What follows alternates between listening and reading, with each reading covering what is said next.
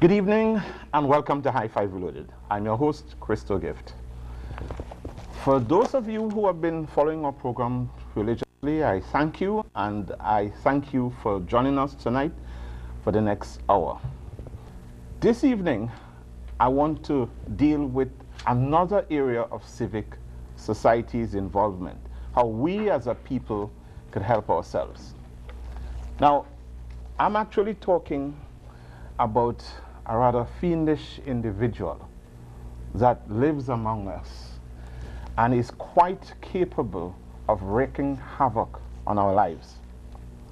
Now, scientifically, that I'm referring to well, I wouldn't say an individual again, but I'm referring to something that comes out of the animal kingdom called categorized Animalia,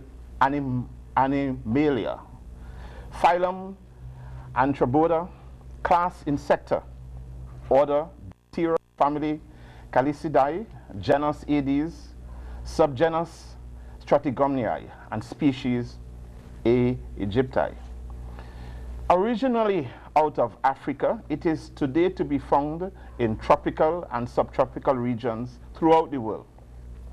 This fiendish culprit is attracted to chemical compounds like ammonia, carbon dioxide, lactic acid, actinol, all sort of emissions that you get from mammals, and we as human beings give off some of these things. Now, only the female bites. She bites for blood which she needs to mature her eggs, and as she does so, spreads diseases like chikungunya, yellow fever, and of course, the dreaded dengue fever virus, to mention a few. No doubt, I speak about that, the Aedes aegypti mosquito, or as it's sometimes called, the yellow fever mosquito, which can be recognized by the white markings on the legs and a marking in the form of a layer on the thorax or throat. You can see the white markings on the leg across there. Now, this evening, to discuss this felon in which you, the public, are asked to assist, I have with me a distinguished panel from the Tobago House of Assembly. On my immediate right is communication consultant Michael Stewart. On his immediate right is the Chief Medical Officer of Health, Dr. Carleen Radix, very youthful-looking medical doctor with a significant responsibility. Next to her is Louise Solomon, the Public Health Inspector 4, and at the end, a face that is familiar to many households in Tobago, Dr. Maxwell Adeyemi, General Manager, Primary Care. And we're discussing no mosquito, no dengue. Now, before we go into our panel, let me make sure and remind you all, if you want to send emails, please send them to high5@tobagochannel5.com. And of course, if you want a live stream of the program, you can go to www.tobagochannel5.com/live. Gentlemen, ladies, welcome. Thank you. Thank you. Thank you. Now, Dr. Radix, I believe as the Chief Medical Officer... I would want to make a correction there. I'm the County Medical Officer, being for the County of Tobago. I see. Our Chief Medical Officer, Dr. Anton Kombovach. I see. County Medical Officer. Yes. Okay. Could you explain for us, please, how Tobago is... how we are set up to deal with the Aedes aegypti mosquito.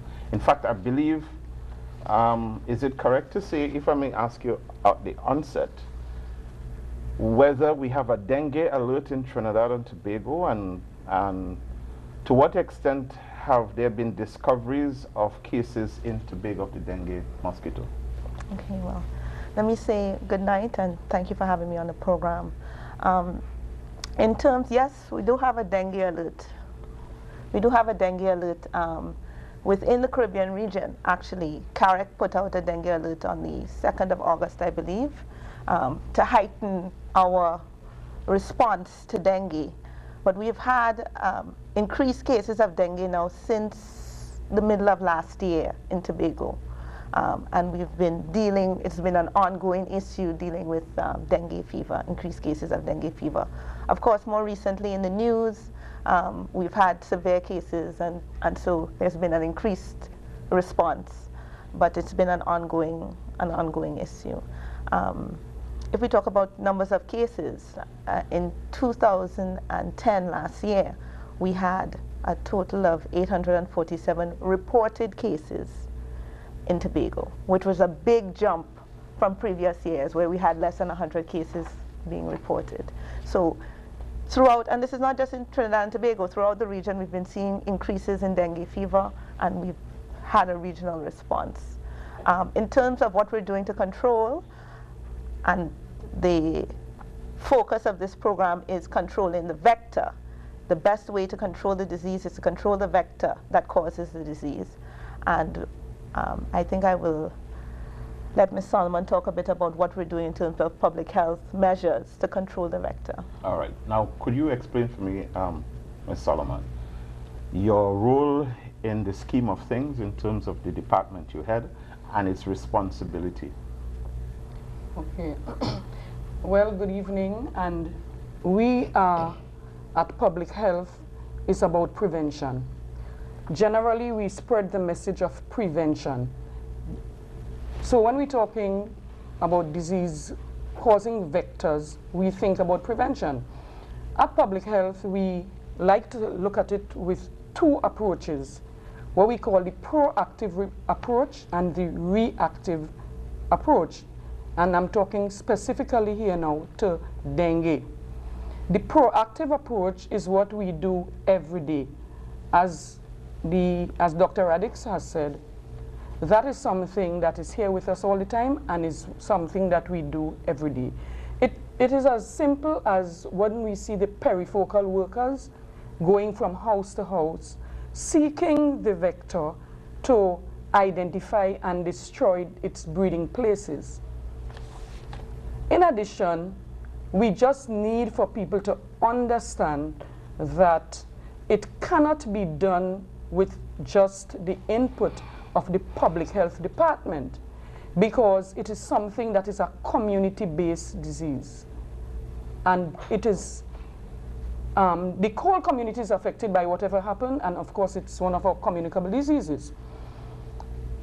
Let us look at what we do. What we do, we take care, the perifocal workers take care of the aquatic stages of the mosquito.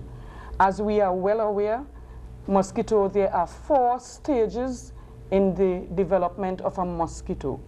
It is egg, larva, pupa.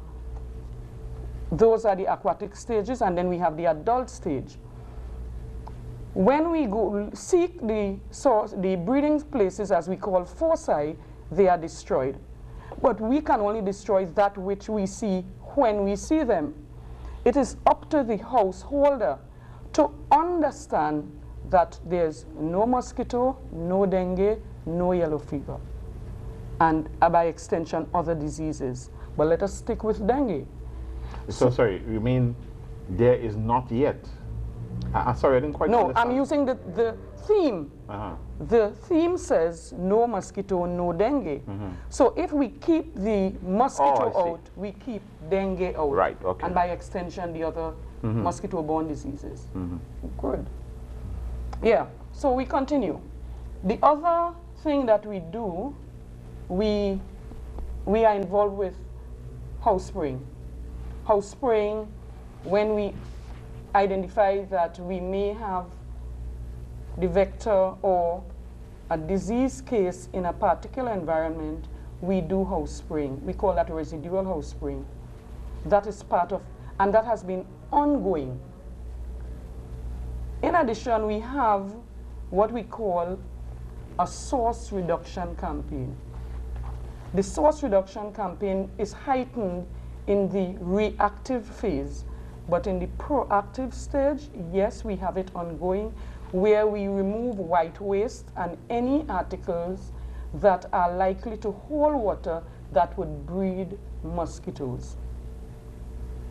As part of that too, we do have what we call our barrel replacement program. It started as a pilot project, and it was so well received, and the results were also worthy.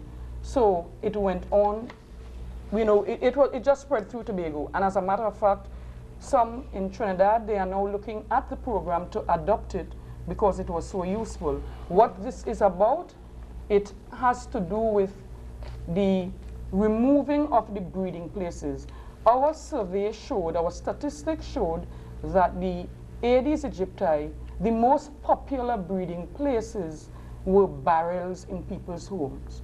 So the project was developed where we were replacing the barrel with a water tank that was covered.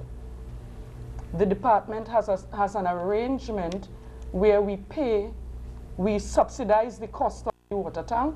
The householder pays part, we pay another part, and the person gets a water tank. And we take the barrels away, and that's what we call the barrel replacement project. And just to go into the reactive phase is once we get from the surveillance unit, from the CMOH office, the CMOs, the county medical officers of health office, what we do, we set up our machinery to try to attack that case and in and around that, what happens in and around the homes or the premises of the suspected case. And that is what we call the reactive phase. When we go in, we do extensive perifocal work for a radius of 120 meters from the source. And then when we do that, we may pick up cases, additional cases, but we do a thorough survey of that area, and then we include spraying or fogging as it dictates, as it may warrant. But we must remember, fogging is just an adulticide. It only kills the adult mosquito. And as such, we need to take care of all stages. Hence the message, no mosquito, no dengue. I see. Dr.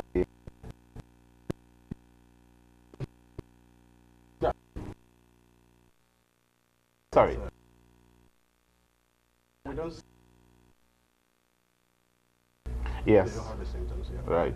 You don't get to see either the yellow fever or the dengue or anything with mosquito related if that happens. But there have been cases. So tell us what happens when a suspected case comes in. What exactly is a suspected case for dengue?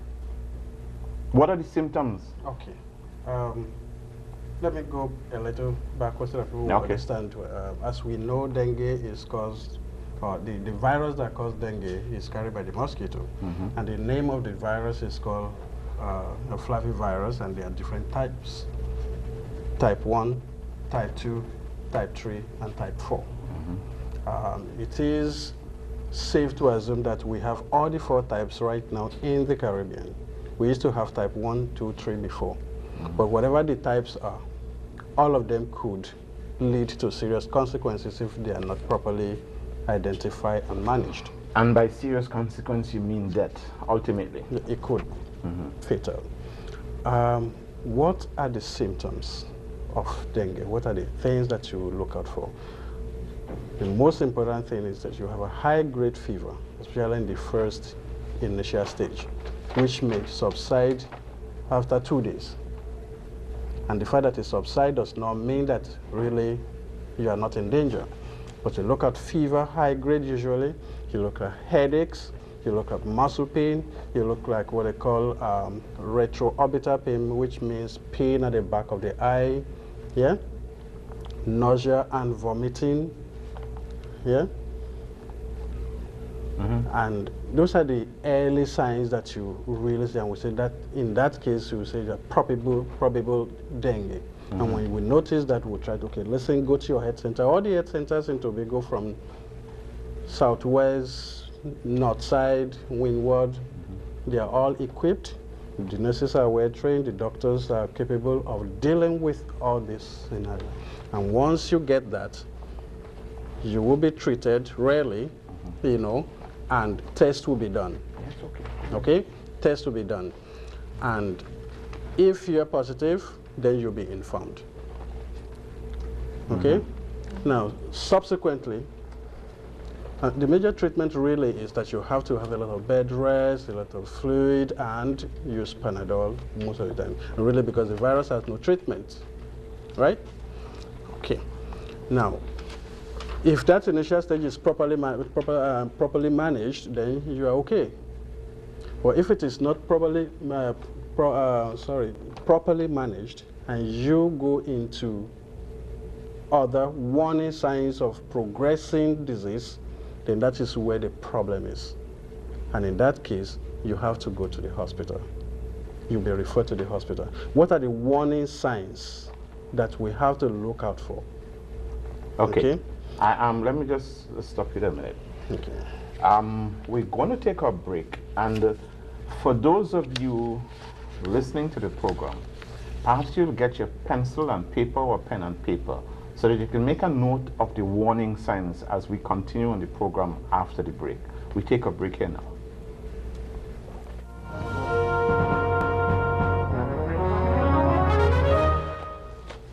Right, and we're back. We're talking about the villain Aedes aegypti, a very dangerous mosquito. And listening to Dr. Adeyemi just now, the various viruses that it can carry, of which there are 4 types, are probably all here in the Caribbean and perhaps even in Trinidad and Tobago.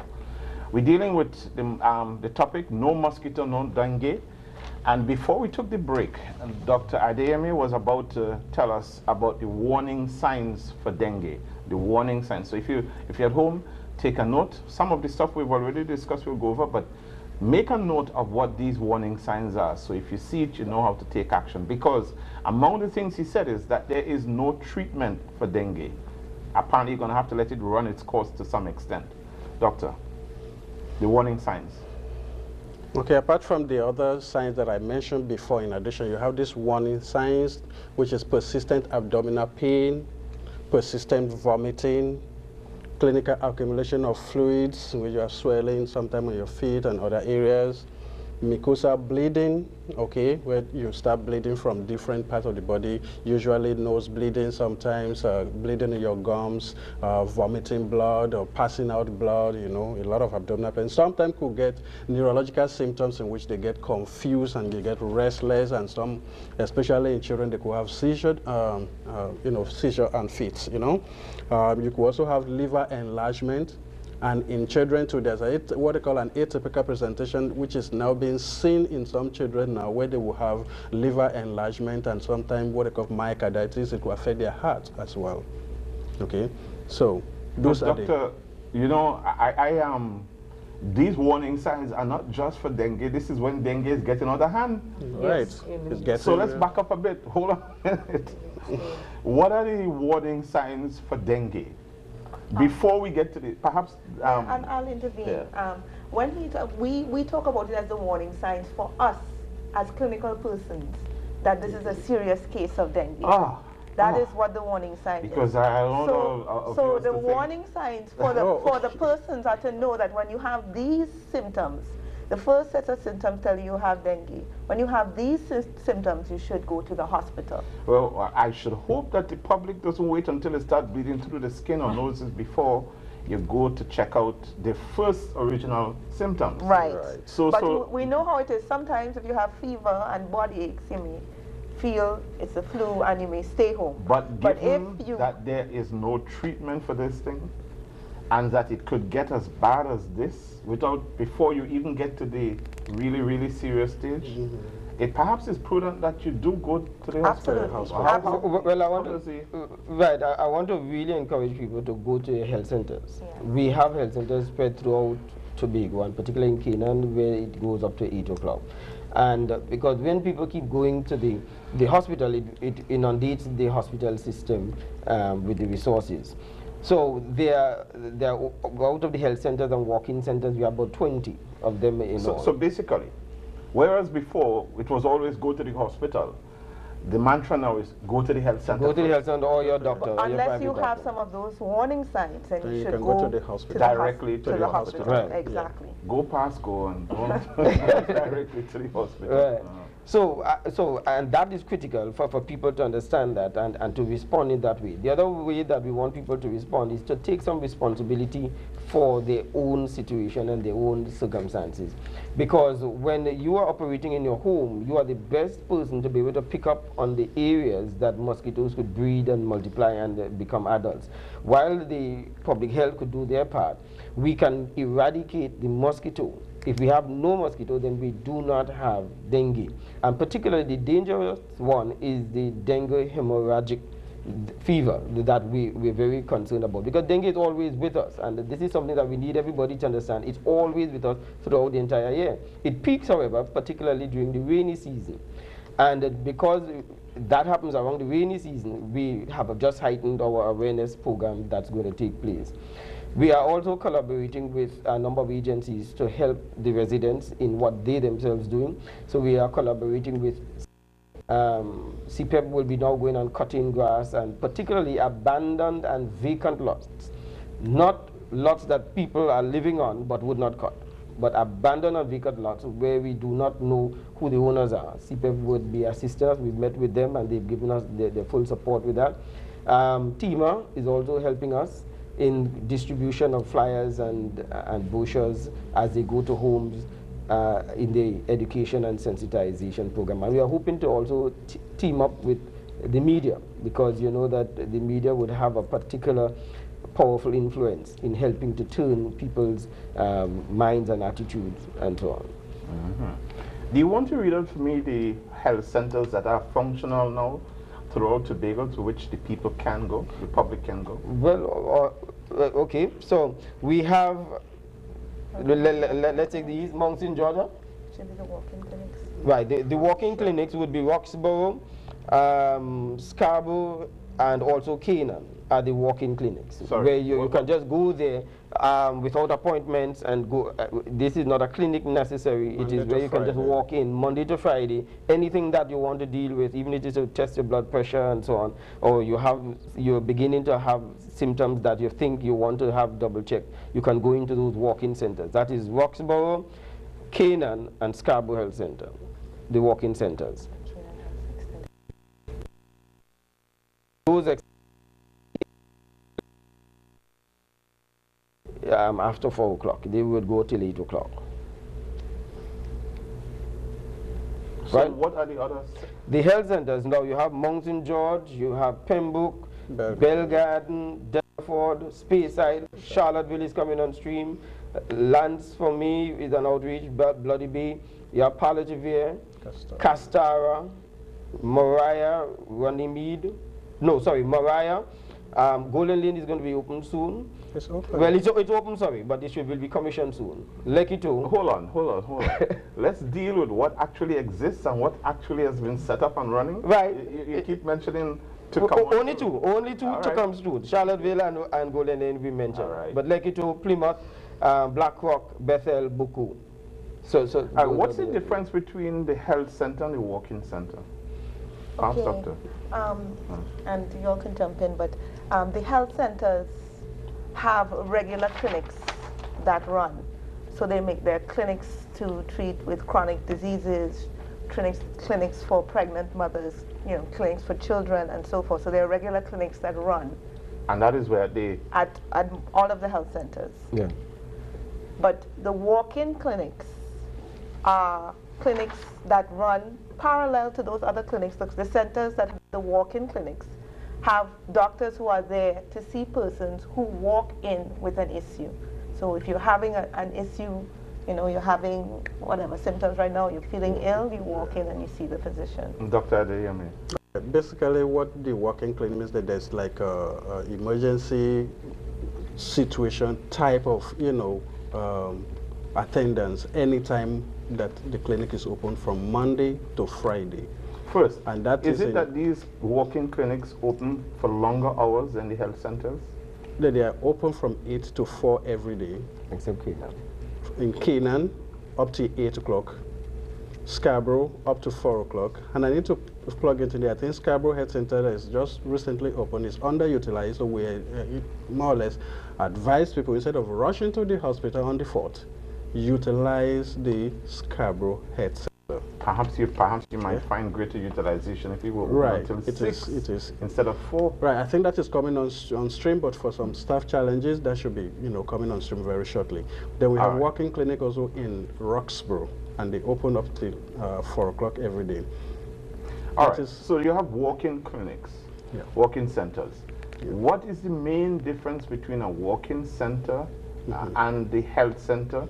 I was getting the impression that the walk-in centers have certain additional services offered. The routine health center, as it is before, is that they deal with chronic lifestyle diseases, diabetes, hypertension, and they have clinic on scheduled days. And they have pregnancy, antenatal. But in the health centers, what? That's the health center clinics. Right. That's the health center clinic. Right. But the three other health centers, these three health centers that now have additional walk-in clinics, they now see cases that otherwise are not necessarily chronic, not necessarily pregnant, not necessarily immunization, but you're just feeling sick, you feel you need any attendance, you can just walk in there and you'll be attended to. And that's not what is done at health centers? Let me maybe I'll throw something in there. There used to be, or there is, or the health centers would have a health office days. And during those days, you would attend to chronic diseases, and they would also see other patients, but there would be particular days. So if it wasn't if today was an antenatal clinic day, where you were seeing pregnant mothers, then it wouldn't have been a time that you could have walked in to see anybody. So you would have, if you had something that was emergent, or not, I wouldn't say emergent, but urgent, something that happened now that you wanted to attend to now, you would have gone to the accident and emergency, the casualty department. Basically what you're saying is, if you really have something that's wrong and you just want to walk in, just want to go and check, really there are only 3 of those health centers that are into that. Right. Whereas before, if like to say Roxborough have clinic on Fridays, that's their head office day. Yeah? You can go, anybody can go in there under the the normal system before. But on a Wednesday, when they have antenatal clinic, the doctor may not be there. The doctor might be somewhere else in another village where they have head office. So this situation then is because the health centers don't always have doctor every day, as opposed to the walk-in centers. Right. Now they have doctors every day now from 8 to 4, and you can walk in any day. So doctor might be in Charlottesville today under the head office system, and tomorrow it might be in Lansfomé, and next tomorrow it might be in Palatuve, just like that, just moving from one village on different days. That's how it used to be. But this additional service of walking now, you can go to the health center, you're guaranteed that there will be a doctor there. Right. All right. We take another break at this point in time. I want to come back, we do a little roundup as we proceed on, so that you, the public, understands the fundamentals of what is being expected of you as we deal with the incidents of the concerns of the dengue alert that is about us at this point in time. Stick around, and we'll be back shortly. Right, and we're back. We're talking dengue, and we're dealing with the heading, No Mosquito, No Dengue. Now, in the meantime, a couple comments came in. Somebody wanted to know why is it that the Scarborough Health Center is not open until later. And having asked that question already, I know the answer is, as Dr. Adeyemi said, there are staffing concerns, so at the moment they don't have the manpower to go beyond 4 o'clock. Pat Rudell has suggested that maybe TEMA should send texts to remind people about standing water and the need to keep the environment clean, just as a thought, she said. And that's a good idea. Those billboards I see in Scarborough, plus the TEMA signboards, it can be utilized at a time like this. Now, Yarel Phillips asked, why does the hospital take so long to test the blood, even when the symptoms are showing? Apparently this has happened to this person, and it took long, and he didn't even get the blood tested up to today, because they don't test on weekends. Please ask, why is this so? Well, I'll address that issue in terms of lab testing. First of all, I want to say that the diagnosis of dengue shouldn't be dependent on the lab test.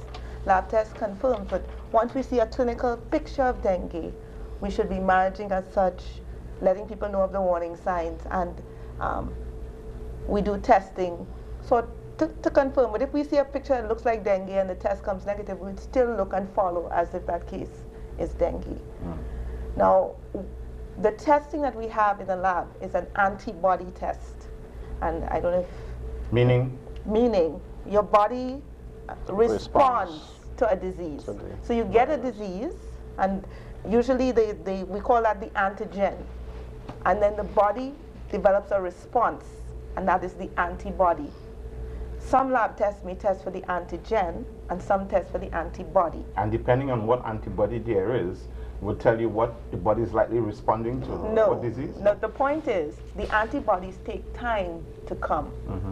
So we have an antibody test, so we know it will not be positive. Even if you have dengue, it will not be positive before 3 to 5 days of having symptoms, which is why I say we can't depend on that test to say we're managing like dengue.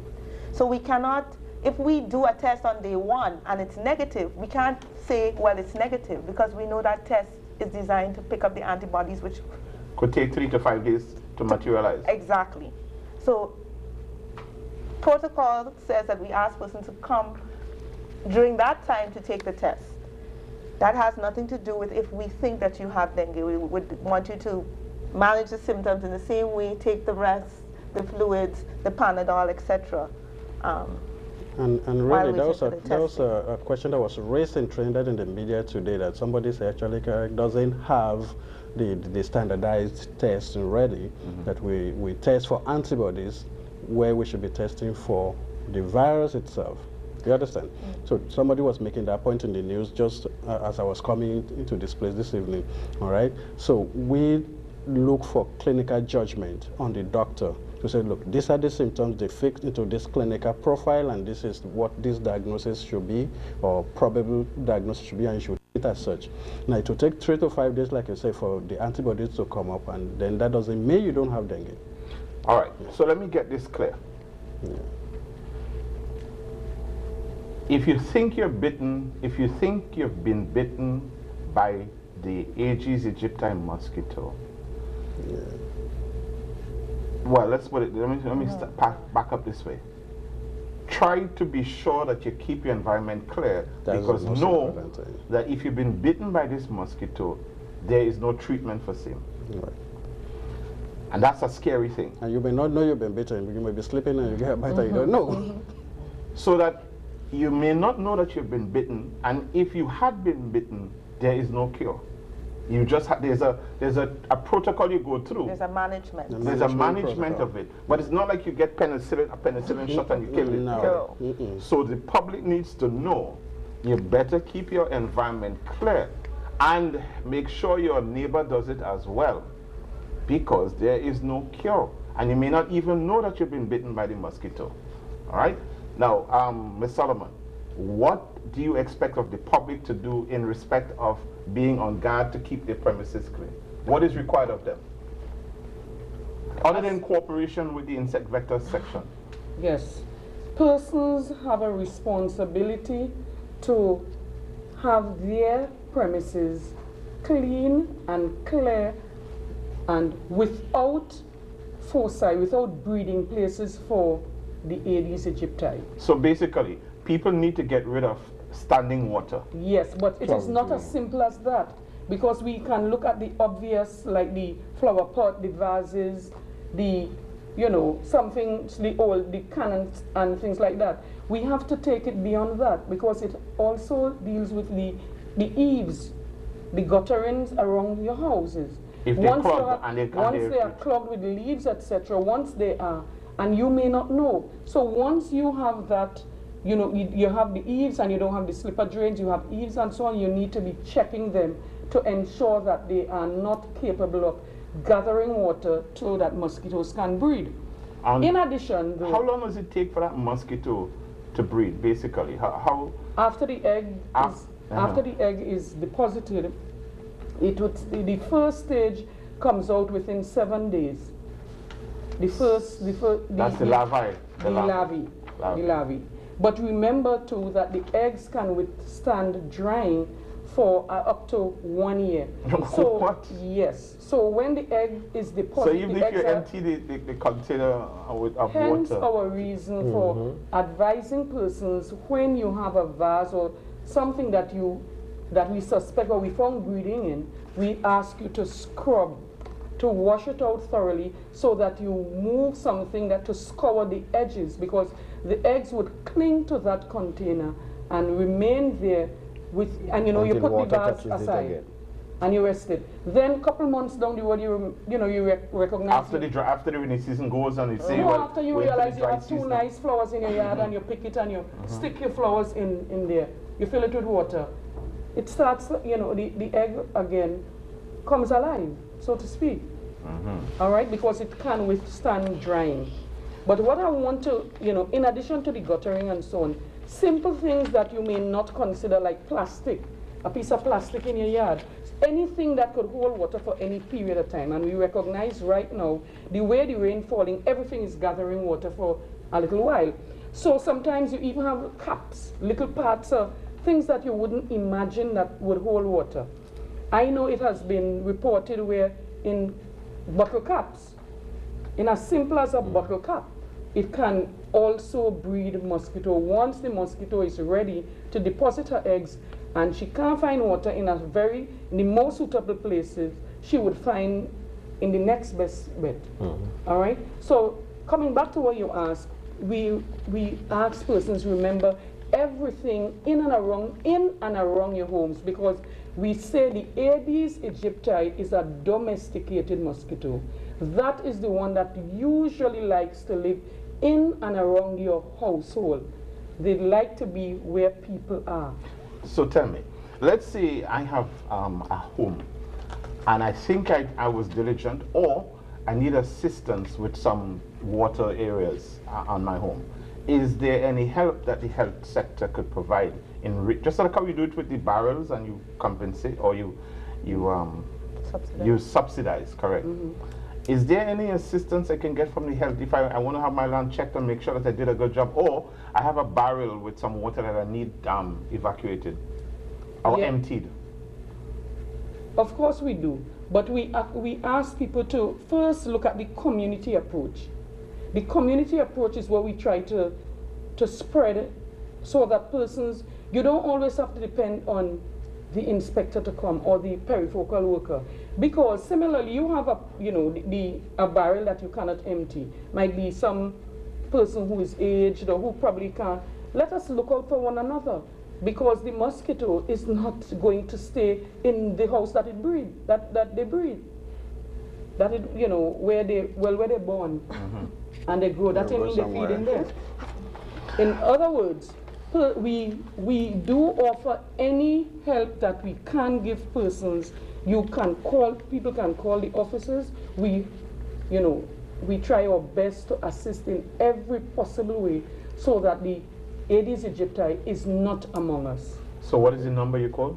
639-5294, 639-1433, 639-1252, and you ask for extension 126, and you will be directed accordingly.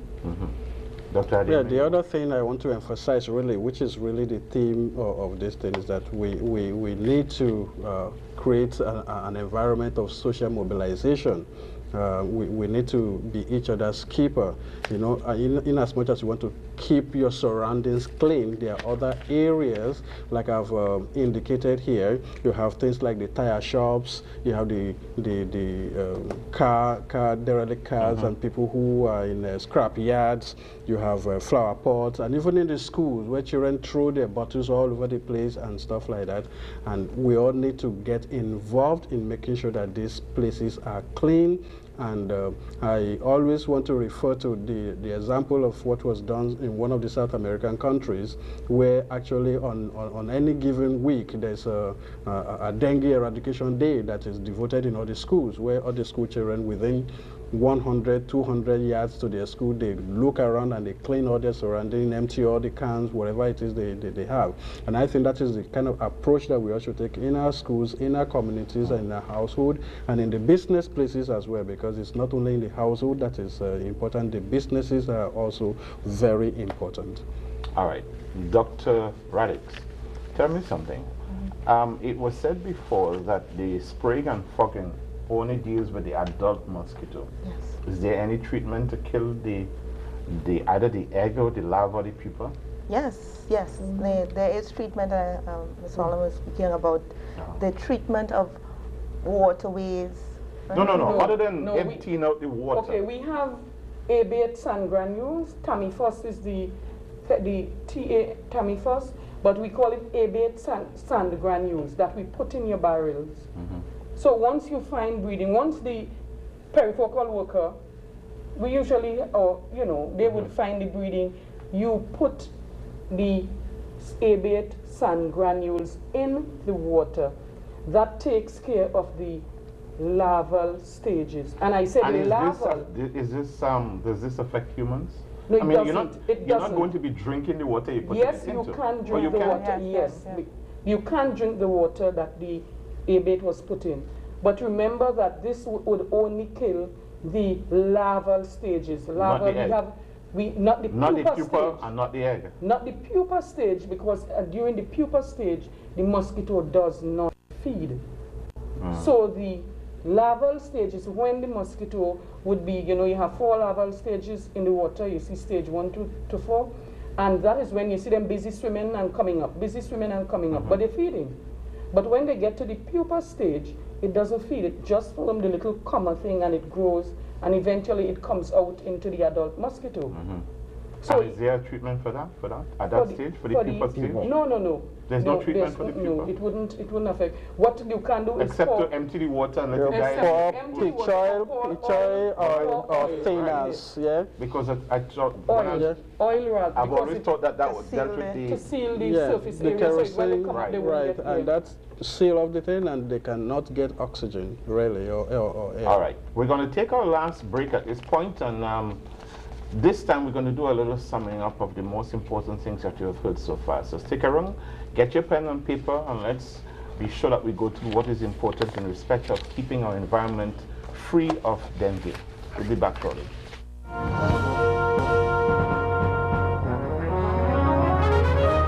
Right, we're back, and we're dealing with no mosquito, no dengue, the Aedes aegypti mosquito threat in Tobago.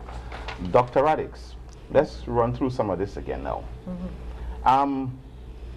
What the early symptoms of dengue fever? High fever, dengue fever, high fever, headache. A high fever that lasts about 2 days and then suddenly stops. It could stop, yes. Yeah. It could stop. It may last longer than that. It could continue. The point is, if you have a high fever, right. you've measured a high fever, or you feel you have a high fever, headache, body aches, muscle pains, right? Nausea, pains at the back of the eye, nausea, vomiting, kind of a. So those kinds of general, if you have those symptoms, you should suspect you may have dengue, and you should seek treatment at the health centers. Right, so the trigger really is the high fever. And you start with that, and you get something added to that. Yes. Especially if it's unexplained, in the sense that, but you didn't get wet today, or you want anybody with a cold, you need to check yourself. Right. And in that regard, you can walk into at least 3 centers for treatment. Right. Roxborough, Scarborough, and Canaan Health Center. At any given day. On any Monday to Sunday? No, Monday to Friday, sorry. You say any given day. Monday to Friday, 8 to 4, and Canaan, Monday to Friday, 8 to 8. Right, so if you miss Scarborough, which closes at 4, and Roxborough, which still closes at 4, right? Yeah. Hasn't yet gone to 8. You can all go down to Canaan, which closes at 8. That's right. And of course, you all are doing something about, if only once, has there been an outbreak of dengue in Tobago yet? Well, I mean, just suspected dengue cases? is endemic in our country. All right. But actually, I'll interrupt myself here to deal with one thing that was said. The figures you gave, Alois, at the beginning suggested that there has been an increase this year in the number of cases I gave that cases. Dr. Raleigh. Right. There was a drastic increase last year in 2010. There was a huge increase with the rainy season of dengue cases. This is in 2010. And most of those... 2010, what about 20... Oh, in 2011 We're in 2011 okay. now. And most of those 847 cases were in the last half of the year, last year. This year, we're seeing cases, even this dry season hasn't been that dry, actually, and so we've had quite a few cases at the beginning of this year. So we're on dengue alert. So the number of cases you've had this year exceed how many so far? So far, well, I'm going up to week, if I go up to week 30, we're now at week 33, but up to week 30, there were 267 reported cases. I want to make clear, those are only the cases that are reported, and that's only the tip of the iceberg. There are going to be many cases that don't seek medical attention or don't get reported. So those are the cases that are reported. All right. Could I say here, to build some confidence in the people in Tobago as to the great work that the public health would have been doing, is that we have no deaths that we are aware of from dengue in Tobago for this year, 2011. You know, I always have a little issue with that, you know. Because generally speaking, when an issue becomes critical, you send the person down to Trinidad. And if there is demise, it happens in Trinidad. So it always looks as though we're so good on this side. No, but we've never had any. So let me be clear here. What you really want to say is, whether they're here or they're sent to Trinidad, you haven't had any death. That's right. Let's be clear. Let's be clear. Yeah, because there are many things happen when they go down to Trinidad. All right. So the other thing about it is this: no treatment. You therefore have to be on guard at all times for these various signs, because if you miss the initial stages with this vomiting and the nausea and the pain in the back of the eye or the muscles or the headache and stuff, it could get worse. And the condition when it's worse is, Dr. Adeyemi? I'll tell you about the persistent vomiting, abdominal pain, bleeding, okay? And bleeding from the gums and through the nose. Right, all those things, okay? You're vomiting blood? Confusion, okay? Sometimes seizures, okay? Those are serious. And sometimes your liver gets enlarged. Right, those are for the doctors and them to check, and you know, those are the advanced stages where you really have problems. Right, but the bottom line is, if you miss the early signs, the early warning signs, and you don't take heed as public, then you could develop the more serious warning signs, which at that stage, there are... Which is a dengue hemorrhagic fever syndrome, which causes a lot of bleeding, you go into shock and organ failure and everything shut down. And, you know. Now, if you've managed to catch it at the early stage, the treatment is normally rest and Panadol. And I want fluid to say replacement. Here that rest, Panadol, we collected at the early stage. That doesn't mean that we prevent it from going to a more dangerous phase. It means that we're monitoring it so that if it gets to that phase, we can get you into the hospital and make sure that you're having supportive care as is appropriate. Okay, so I don't want so people that's to a standard treatment. That doesn't mean because you do that, it may not progress into, you know, depending on how your body responds, depending on if you've been exposed to a previous strain before, because if you've been exposed to a different strain before and you get another strain, then the chances are that, you know, you increase your risk of going into any of those serious cases. So, but if it's... You know, I shudder to ask, what is the treatment for this warning stage? When do you see more serious warning signs? The medical team has a way of dealing with that. There's a lot of other different treatments. Your platelet will have to be monitored on a regular basis, and fluid replacement, and if you need transfusion. There is a treatment. But at this stage, the treatment needs to be executed in a hospital. That's correct. Whereas if you catch it early, you perhaps get to stay home and rest in the comfort of your bed. Again, I want to say, if you catch it early, it's so that you make sure you can monitor and make sure that you don't get to this. But always go, if you suspect that you have it, go to these centers. The walking, again, I wouldn't be surprised if somebody writes in and asks, well, why have so many health centers and only 3 of them I could walk into? to get to on any Every day to day. get treated, especially at this time? Yeah, Does because anybody, it can doesn't anybody make, answer I that one? don't think we can have walking in every village. Wait, Doesn't hold make on, sense. hold on. There are 20 centers. But I'd This like to is think of something it that in a kills. different way. I'd like to think of it in a different way. Mm-hmm. Before, there were no centers that you could walk into every day and be treated for Which is things. why everybody went to the hospital. Exactly, Right. and now we have, three. three centers that you can So walk you into don't have to go to the and hospital. be treated at any don't time. have So to I go think we there. need to think of it as the So, all glass right, so half full. these are 3, plus you still have the hospital. That's Right. correct. All right, well, I guess people in Palativere, Castor, and so on will have to wait for their walk-in center at some point in time, because it's only Roxborough, Canaan, and Scarborough you have these walk-in centers at this point. Well, I believe, well, I hope you all don't keep the people in that area waiting too long for a walk-in center. We have a, as part of the program, the campaign is going to be a cleanup campaign. And we'll, at that point in time, we would want to probably talk to the population as to the rollout of that cleanup campaign, because we want people to really start taking their own responsibility, and they could do their own cleanup now, but there might be some things that they might not be able to remove from their premises that the public health department would be able to assist. All right, well, it does suggest to me that, and we come close to rounding up, it does suggest to me that perhaps before the rainy season starts, the month or two before the rainy season starts is when the cleanup campaign needs to get going so that the rain doesn't come and meet those items on your land exposed. But basically speaking, in addition to being mindful of these warning signs or the likelihood of having dengue, you all are emphasizing the need of the civil society Social to be mobilization. responsive to their environment, not only their own, but their neighbors. Because I believe, you said, Lois, you need, when it is detected in an area, you are then forced to treat within an area of 120 meters. Yes, sir. And that usually is going to go over into somebody else's land. All the time. Oh, yes. Yeah, you can say all the time. You must, because what is happening on somebody else's property would influence what happens on your property. The mosquito don't know the boundaries. Yeah. All right, so, Could we just recommend people to buy mosquito nets That's right. to assist them? and zappers. Mosquito repellent, mosquito Zappers work, net. trust me.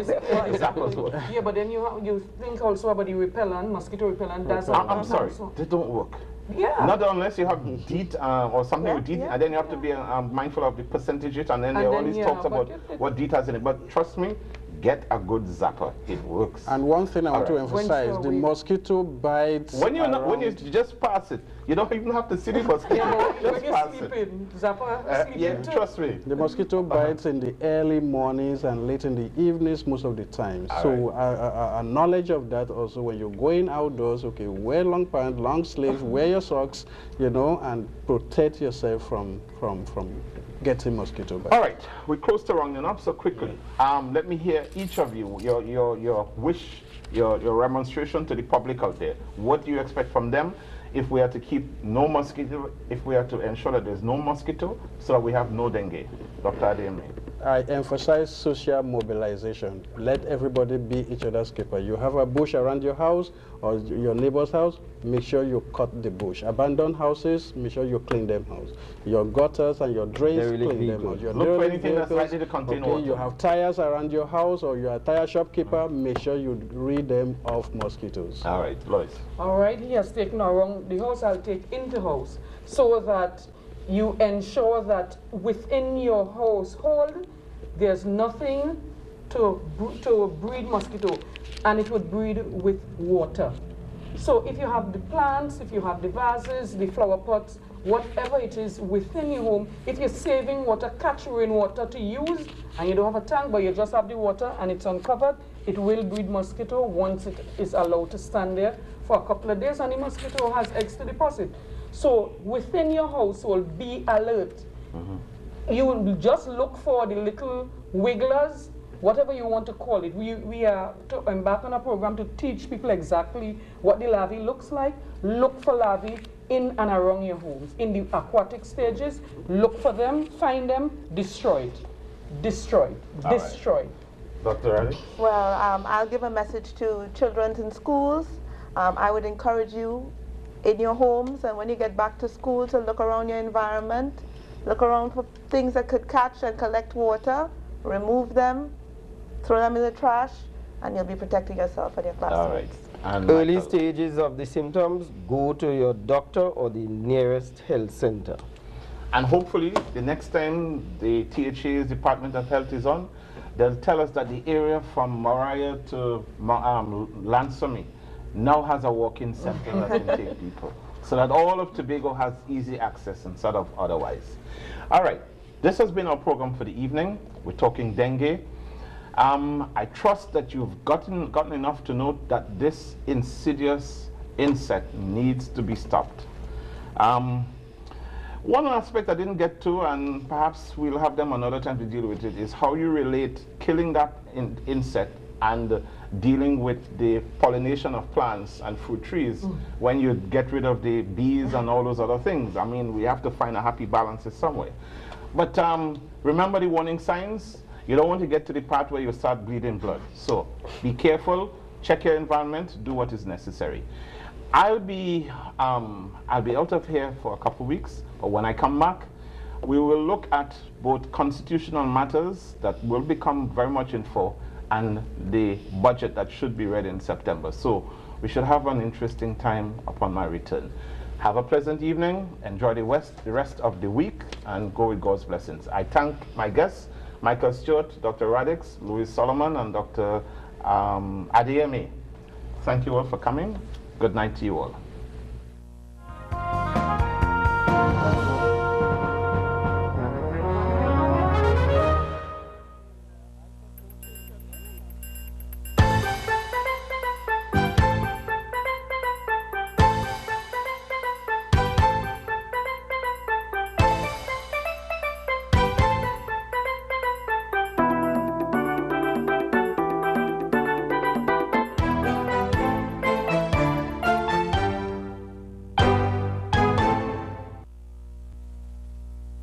Hi-Fi Reloaded, the only program where you can hear 5 different views on one topic. Join Crystal Gift and his panel every Monday at 8 p.m.